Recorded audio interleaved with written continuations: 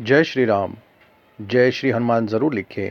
एक बार भगवान राम के वनवास से अपने राज्य लौटने के बाद ऋषि के एक समूह ने स्वयं भगवान के ऊपर भगवान के नाम की श्रेष्ठता के बारे में बहस शुरू कर दी। इस बारे में कई राय दी गई, फिर भी वे किसी निष्कर्ष पर नहीं आ सके, इसलिए उन्होंने ऋषि नारद से संपर्क किया।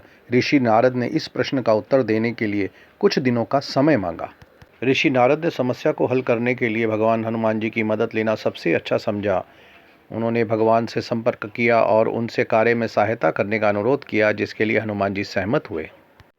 ऋषि नारद ने हनुमान से कहा, कुछ शर्त करो जो भगवान राम के गुरु विश्वामित्र को इतना क्रोधित करे कि वे भगवान राम को देवता दंड देने का आदेश दें, फिर बाकी मुझ पर छोड़ दो।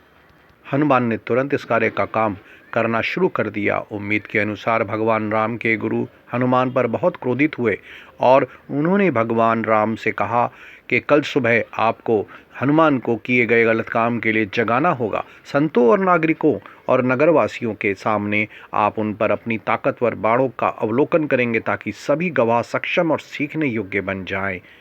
जब कोई गुरु नाराज होता है तो क्या होता है? भगवान राम अपने समर्पित सेवक हनुमान के व्यवहार पर विचार कर रहे थे, लेकिन उन्होंने अपने गुरु के प्रति पूर्ण आज्ञाकारिता की थी, इसलिए उन्होंने गुरु के निर्देश को स्वीकार कर लिया और भारी मन से अपने महल वापस चले गए। इस बीच ऋषि नारद ने हनुमान से भगवान राम के नाम का जाप करने के लिए कहा।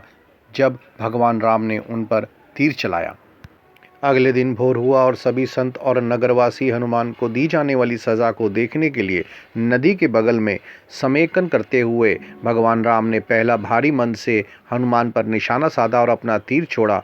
बाण सीधे हनुमान की ओर चला गया, लेकिन अंतिम क्षणों में दिशा बदल गई और तीर जमीन पर गिर पड़े। हनुमान अपनी आंखें बंद करके रुके रहे थे, भगवान राम के नाम का गहराई से जप कर रहे थे। भगवान राम ने हनुमान पर जो भी तीर चलाया था वे सभी गलत दिशा में और अलग अलग दिशाओं में चले गए।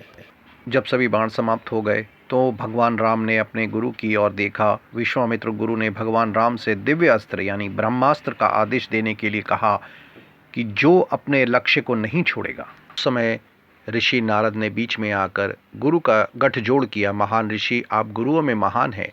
हनुमान को क्षमा करने का आप एक स्नेही और दयालु गुरु का सबसे अच्छा उदाहरण दे सकते हैं। गुरु ने ऋषि नारद की सलाह सुनी और हनुमान को क्षमा कर दिया।